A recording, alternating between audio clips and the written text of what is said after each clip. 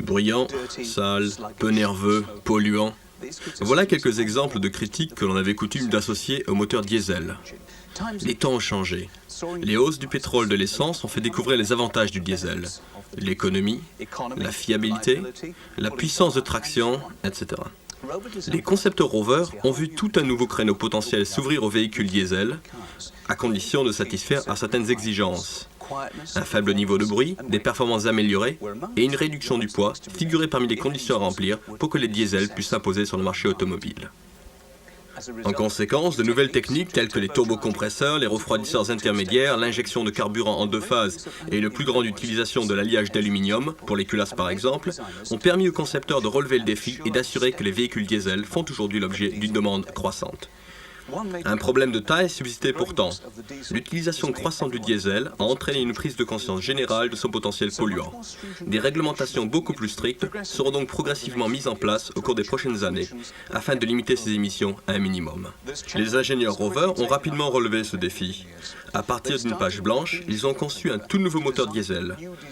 Après plusieurs années de développement et des centaines de milliers de kilomètres d'essais, la Rover 600 est aujourd'hui équipée d'un tout nouveau moteur 2 litres, le Série L, le premier d'une nouvelle génération de moteurs diesel construits par Rover. Équipé d'un turbocompresseur et d'un refroidisseur intermédiaire, le Série L est un moteur dont nous pouvons être fiers. Ses performances, 105 chevaux pour une accélération de 0 à 100 km/h en 11 secondes et une vitesse maximum de 190 km/h, pourraient se comparer à plus d'un moteur à essence de cylindrée équivalente.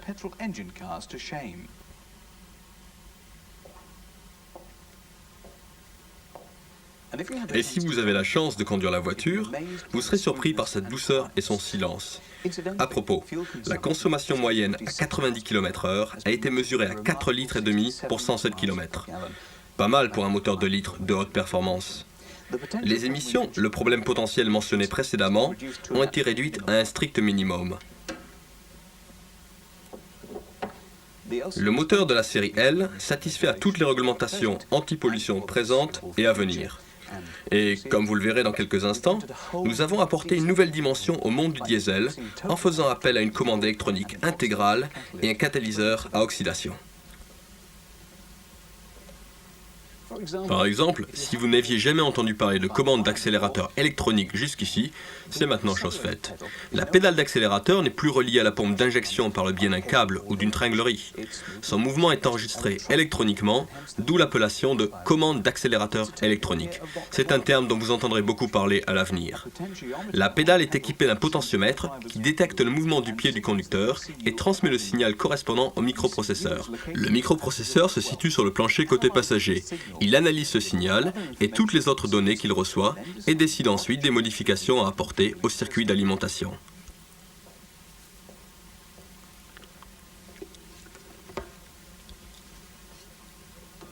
Examinons à présent les caractéristiques du moteur. Le bloc-cylindre est en fonte, ce qui lui confère la résistance et la rigidité nécessaires, tandis que le carter d'huile et la culasse sont en alliage pour un gain de poids. Nous aurons tout le loisir d'examiner en détail la culasse et l'arbre à cam en tête plus tard, mais je peux déjà vous dire qu'elle est équipée de poussoirs hydrauliques. Vous pouvez apercevoir ici la courroie auxiliaire multigorge unique, équipée d'un tendeur entièrement automatique commandé par ressort. Vous remarquerez au passage que la courroie entraîne le compresseur de climatisation, la pompe de direction assistée et l'alternateur. Mais son rôle ne s'arrête pas là. Un examen plus approfondi de l'alternateur révèle qu'il intègre également la pompe à dépression du circuit de freinage, qui est donc elle aussi entraînée par la courroie auxiliaire. Et si l'on examine de plus près la pompe de direction assistée, on s'aperçoit qu'elle comprend la pompe à eau, également entraînée par celle-ci. Ce couvercle en deux parties contient la courroie d'entraînement de l'arbre à cam, et lorsqu'on retire le couvercle, on peut apercevoir le pignon d'entraînement de l'arbre à cam. Nous l'examinerons plus loin dans le programme. Vous avez ici le carter de pompe à huile. La pompe est entraînée par l'avant du vilebrequin. Le cylindre numéro 1 se trouve de ce côté du moteur, et lorsque la goupille de calage 18G 1523 est montée, les pistons numéro 1 et 4 se trouvent au point mort haut. On notera que toutes les procédures de calage s'effectuent au PMH, avec le point d'allumage sur le piston numéro 1. Comme nous l'avons vu, le bloc cylindre est en fonte et le carter en alliage comprend un évidement pour la jambe de force. Une fois le carter déposé, on s'aperçoit que la disposition reste classique. Le jeu latéral du vilebrequin à 5 paliers est réglé par ces cales de butée montées sur le palier central. De ce côté du moteur, on peut apercevoir le filtre à huile, facilement accessible depuis le dessous du véhicule, la soupape EGR, ainsi que le turbocompresseur et son orifice de décharge. Juste derrière le turbocompresseur se trouve un limiteur de dépression. Il s'agit d'une pièce importante du circuit de ventilation du moteur qui limite la dépression du carter. S'il est déposé pour quelque raison que ce soit, ce circuit devra être remonté correctement. Le tuyau F doit être raccordé à la conduite du turbocompresseur et le tuyau K au flexible du reniflard. En cas d'erreur, la pression excessive du carter ainsi créée forcera l'huile à travers les joints d'huile. Du côté volant-moteur, on trouve un autre couvercle de carter de courroie et une autre innovation. Une fois le couvercle déposé, on peut voir qu'un pignon situé sur l'arbre à cam, côté volant, entraîne un second pignon, lequel fait tourner la pompe d'injection. Ce dispositif ingénieux permet donc de déposer la courroie d'entraînement de l'arbre à cam sans affecter le calage de la pompe. Au fait, les courroies d'entraînement de l'arbre à cam et de la pompe d'injection doivent être remplacées ensemble lors des révisions périodiques appropriées. Ce carter en alliage est le refroidisseur d'huile. On peut apercevoir les raccords des tuyaux d'huile en dessous. L'huile est refroidie par le liquide de refroidissement circulant à l'intérieur du carter. Et juste au-dessus se trouve la pompe d'injection. Elle est désignée sous le terme de pompe EDC ou commande de diesel électronique. Lorsqu'on examine de plus près les points de fixation de la pompe, on peut voir qu'il ne comporte pas de fente. Il n'est donc pas possible de régler le calage de la pompe sur ce moteur. Celle-ci a été pré-réglée par le constructeur et les réglages nécessaires pendant le fonctionnement sont assurés par le microprocesseur du circuit d'alimentation. Il nous faut mentionner ici un aspect très important de l'entretien, sur lequel nous reviendrons probablement avant la fin du programme, car il est vital. Il s'agit de ce boulon de blocage. Si vous devez déposer la pompe, vous devrez d'abord desserrer ce boulon. Retirez cette rondelle épaisse et serrez la vis à un couple de 31 Nm pour empêcher l'arbre d'entraînement de la pompe de tourner. Si l'arbre vient à tourner librement, vous ne pourrez plus régler la pompe. Et n'oubliez pas de remettre la rondelle avant de tenter de faire tourner le moteur de nouveau. Les injecteurs fonctionnent en 2 étapes pour une meilleure réduction du bruit et des émissions. Ils ne peuvent pas être soumis à des essais de pression ou réglés et doivent être renvoyés au constructeur pour l'entretien. Si vous examinez l'injecteur numéro 1 de plus près, vous verrez qu'il est plus long que les autres et qu'il est équipé d'une connexion électrique. Il contient un capteur de levée d'aiguille qui détecte le moment où l'aiguille commence à monter pour permettre l'injection. L'un des nombreux capteurs fournissant les données au microprocesseur. Avant d'examiner le circuit d'alimentation de façon plus détaillée, ainsi que certaines des procédures d'entretien du moteur, regardons rapidement le système d'admission d'air. Ce schéma décrit la circulation de l'air. L'air est aspiré à travers le filtre à air dans le turbocompresseur, qui le force à travers le refroidisseur intermédiaire dans la tubulure d'admission. On aperçoit entre le filtre à air et le turbocompresseur le raccord du circuit de ventilation du couvercle d'arbre à cam et la soupape EGR du collecteur d'échappement relié à l'orifice d'aspiration par un tuyau de liaison. Passons à présent à l'alimentation. Un système de commande électronique sophistiqué a été conçu afin que le moteur reçoive la quantité correcte de carburant, quelles que soient les conditions. Démarrage à froid et à chaud, faible charge, pédale d'accélérateur au plancher, température ambiante élevée, etc. Une douzaine de capteurs environ fournissent toutes les données nécessaires au microprocesseur qui les analyse et détermine la quantité de carburant à injecter. Nous avons déjà mentionné une source de données. Le capteur de levée d'aiguille, fixé sur l'injecteur numéro 1. Il signale au microprocesseur l'instant précis où l'injecteur commence à s'ouvrir.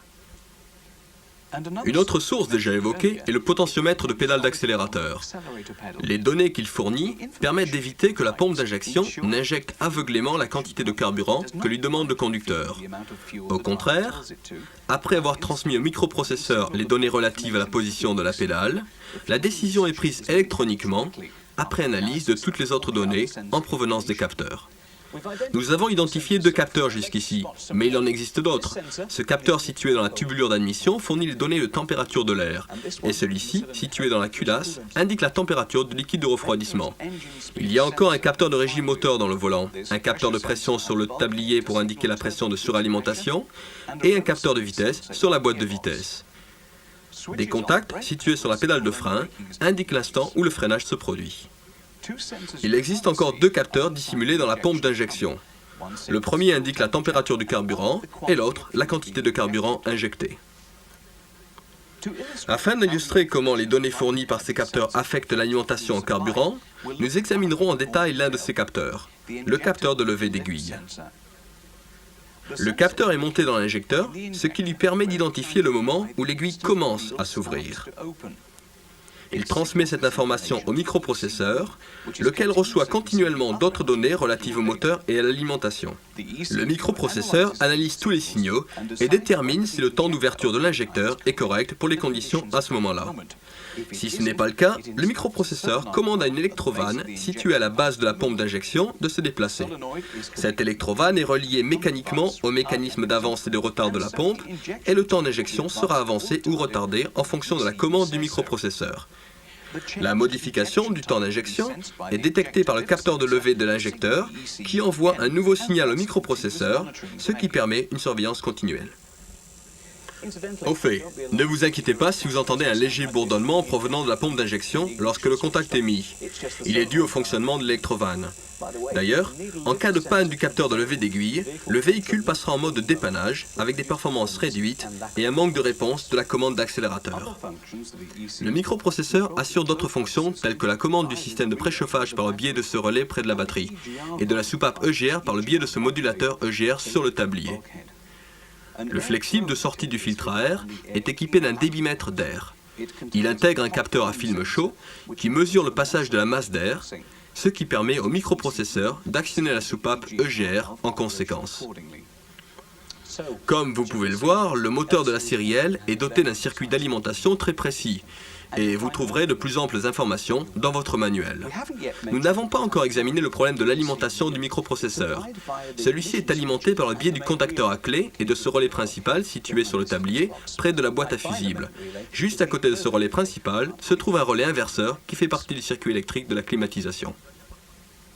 Dans la dernière partie de ce programme, nous examinerons certaines opérations d'entretien, commençant par la courroie d'entraînement de l'arbre à cames.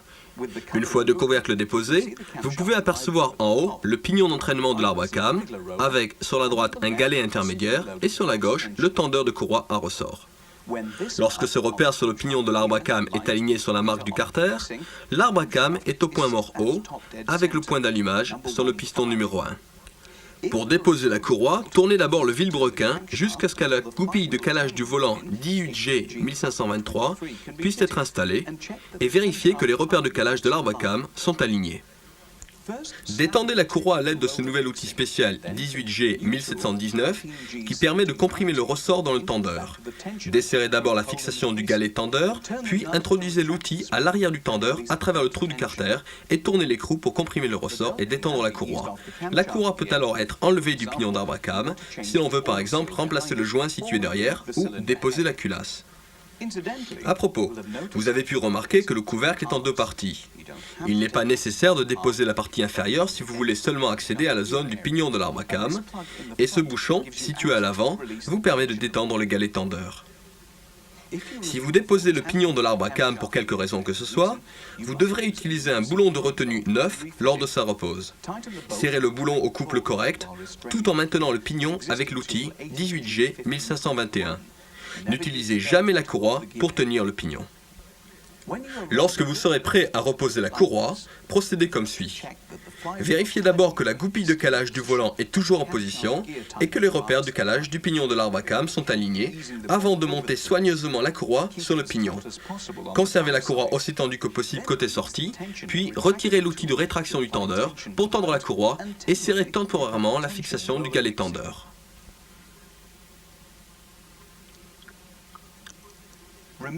Déposez la goupille de calage du volant, tournez le vilebrequin de 2 tours complets dans le sens des aiguilles d'une montre et remontez la goupille. Vérifiez que les repères de calage de l'arbre à cames sont alignés.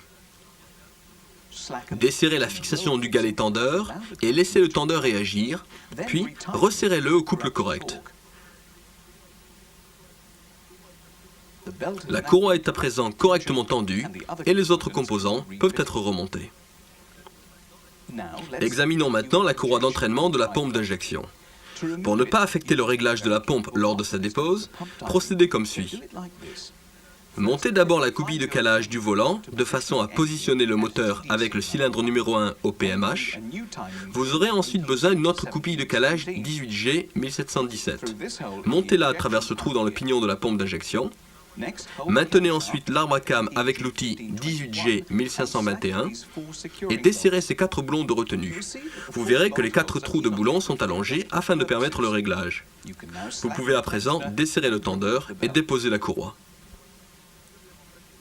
Si vous devez remplacer le joint de l'arbre à cam, retirez le pignon pour y accéder après avoir déposé le boulon de retenue du moyeu. Mais tout comme pour le pignon avant de l'arbre à cam, vous devrez utiliser un boulon neuf lors de sa repose. Vérifiez que le boulon est serré au couple correct. Pour monter la courroie, laissez les 4 boulons suffisamment desserrés pour que le pignon puisse tourner entre les encoches. Montez la courroie et tendez-la à l'aide d'un calibre de couple angulaire réglé au couple spécifié, puis serrez les 4 boulons de retenue du pignon. Déposez les goupilles de calage du volant et de la pompe d'injection, puis tournez le vilebrequin de 2 tours complets et reposez la goupille de calage du volant. Retendez la courroie et resserrez la fixation au couple spécifié. Vérifiez à présent le calage de la pompe d'injection en reposant la goupille de calage de la pompe. Si la goupille ne s'adapte pas, desserrez les 4 boulons de retenue du pignon de l'arbre à cam et faites tourner le pignon sur ses encoches de réglage jusqu'à ce que la goupille de calage s'adapte. Ne tentez jamais de déplacer le pignon de pompe sur son arbre car cela affecterait le calage de la pompe. Pour déposer la pompe, montez la goupille de calage du volant de manière à positionner le moteur au point mort haut. Puis, installez la goupille de calage de la pompe 18G 1717. Vous devez ensuite bloquer l'arbre d'entraînement de la pompe en déposant la rondelle du boulon de blocage, comme nous vous l'avons montré précédemment. Serrez ensuite le boulon au couple spécifié. Le boulon maintient à présent l'arbre de la pompe en position de point mort haut pour le cylindre numéro 1. Comme nous l'avons vu, ceci est essentiel si l'on veut remonter la même pompe, car il sera impossible de la caler à nouveau si l'arbre n'a pas été bloqué. Déposez la courroie, comme nous l'avons vu précédemment, puis déposez l'écrou du pignon et sa rondelle spéciale, sans enlever la goupille de calage de la pompe. Déposez le pignon à l'aide de l'outil 18G 1512B. Il ne reste plus qu'à débrancher les tuyaux d'alimentation et les connexions électriques de la pompe avant de la soulever. Veillez à ce qu'aucune saleté ne puisse pénétrer dans les tuyaux d'alimentation. Avant de monter la pompe, vérifiez que le boulon de blocage est solidement positionné sans sa rondelle. Puis, vérifiez que le filetage du boulon ne coince pas en vissant l'écrou. Vérifiez que la goupille de calage du volant est correctement positionnée et desserrez les 4 boulons de retenue du pignon de l'arbre à cam. Positionnez maintenant la pompe et fixez-la sur la plaque arrière et les supports de montage. Il est important de respecter l'ordre de serrage spécial indiqué dans le manuel d'atelier afin de ne pas imposer de contraintes sur l'arbre de la pompe et les composants. Raccordez les tuyaux d'alimentation et les connexions électriques. Montez le pignon d'entraînement de la pompe sur son arbre et positionnez-le à l'aide de la goupille de calage 18G 1717. Maintenez le pignon à l'aide de l'outil 18G 1521 et serrez l'écrou au couple correct. Ce n'est que maintenant que vous pourrez desserrer le boulon de blocage de la pompe et remonter sa rondelle spéciale tout en serrant le boulon à son couple spécifié. Vous pouvez à présent monter et tendre la courroie d'entraînement comme nous l'avons vu précédemment. N'oubliez pas ensuite de faire tourner le moteur 2 fois avant de remonter la goupille de calage du volant et de vérifier que la goupille de calage de la pompe s'adapte correctement à travers le pignon. Examinons maintenant la culasse. Comme nous l'avons vu précédemment, elle est en alliage d'aluminium et renferme l'arbre à cam et les poussoirs hydrauliques, ce qui rend superflu tout réglage des poussoirs. Une fois que l'on a déposé les courroies d'entraînement de l'arbre à cam et de la pompe d'injection ainsi que leurs pignons, la culasse peut être déposée en ensemble complet ou l'arbre à cam peut être déposé pour accéder directement aux poussoirs hydrauliques. Si la culasse est posée sur sa face avant, veillez à ce qu'elle repose sur des cales de bois comme ceci, afin de ne pas endommager les soupapes, les bougies de préchauffage et les injecteurs en saillie. Le couvercle de l'arbre à cam une fois déposé, on peut apercevoir l'ensemble de paliers de l'arbre à cam fixés par 10 vis. Desserrez progressivement les vis de 2 tours chacune environ. Sur un moteur qui a déjà été en service, l'ensemble de paliers collera sur la culasse en raison du produit d'étanchéité. Des pattes d'attache coulées permettent de la soulever et de casser le cordon de produit d'étanchéité. Retirez finalement les vis et soulevez l'ensemble de paliers. Manipulez-le avec soin. Il est alaisé en ligne sur la culasse et tous les deux devront être remplacés s'il est endommagé. Vous pouvez à présent déposer l'arbre à cames pour accéder aux poussoirs hydrauliques. Soyez très prudent lors de la dépose des poussoirs. Utilisez un aimant s'il coince, n'utilisez jamais de pince. Veillez à ne pas rayer ou endommager les surfaces de glissement des poussoirs ou leurs alaisages dans la culasse. Conservez les poussoirs dans l'ordre de montage afin de pouvoir les reposer dans les mêmes alaisages et posez-les en tournant le côté ouvert vers le haut pour empêcher les fuites d'huile. Veillez à ne pas les écraser car l'huile s'échapperait et de l'air serait aspiré, ce qui donnerait un jeu excessif lors de la repose. 3 épaisseurs de joints de culasse sont utilisées afin de tenir compte des différences de saillie des pistons pendant l'assemblage. Elles sont identifiées par la présence d'1, 2 ou 3 trous dans le joint. Le joint à un trou est le plus mince. Si vous effectuez des travaux d'entretien qui ne nécessitent pas le remplacement des pistons, des bielles ou du vilebrequin, vous pouvez remplacer le joint par un joint neuf de même épaisseur. Au fait, vous pouvez apercevoir les trous d'identification lorsque la culasse est montée. Si vous avez remplacé le vilebrequin, les bielles et les pistons, il sera nécessaire de vérifier la saillie des pistons. Mesurez la saillie à l'avant et à l'arrière de chaque piston, puis sélectionnez un joint correspondant à la saillie la plus importante. Vous trouverez des informations sur les épaisseurs de joints dans le manuel d'atelier. L'arbre à cames peut être installé avant ou après la repose de la culasse, mais dans les deux cas, assurez-vous qu'il est positionné de façon à ce que les soupapes ne puissent pas gêner le mouvement des pistons. Tournez-le jusqu'à ce que les poussoirs de cylindre numéro 1 soient sur l'envers des deux cames. Dans cette position, la coupille cylindrique côté pignon d'entraînement de l'arbre à cames sera à 2 heures. Appliquez soigneusement un mince cordon de produit d'étanchéité sur les faces de contact de l'ensemble de paliers, en vous assurant qu'il ne peut pas contaminer les surfaces de portée. Montez les vis de retenue et serrez-les progressivement dans l'ordre et au couple spécifié. Avant de reposer la culasse, vérifiez que la goupille de calage du volant est montée et assurez-vous que les trous de boulon du bloc cylindre sont propres et secs. Montez le joint de culasse à sec et installez soigneusement la culasse. Avant de fixer la culasse, montez temporairement le pignon d'entraînement de l'arbre à cames pour vérifier que les repères de calage sont alignés. La procédure de serrage des boulons est très importante si l'on veut éviter des problèmes plus tard. Vérifiez tout d'abord l'allongement des boulons en mesurant leur longueur et en la comparant aux valeurs spécifiées. Si l'un des boulons s'est allongé, tous devront être remplacés. Lubrifiez le filetage des boulons et la partie inférieure des têtes de boulons avant de les reposer, mais ne lubrifiez pas la partie inférieure des rondelles. Chaque rondelle comporte des bosses sur sa partie inférieure qui l'empêchent de tourner lorsque le boulon est serré. Serrez les boulons dans l'ordre spécifié et en 4 étapes distinctes après les avoir temporairement serrés. Serrez-les d'abord à 30 Nm, puis à 65 Nm. Serrez-les ensuite dans le même ordre de 90 degrés, puis de nouveau de 90 degrés.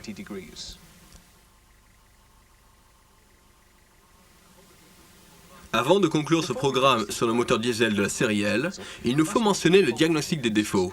Comme on l'a vu, le moteur dispose d'un système électronique très avancé. Ce témoin lumineux sur le tableau de bord signale au conducteur les problèmes éventuels, et ce sera alors à vous d'agir. Le testbook est un composant essentiel de l'équipement diagnostique. Il se branche sur cette multiprise située sous le tableau de bord côté passager.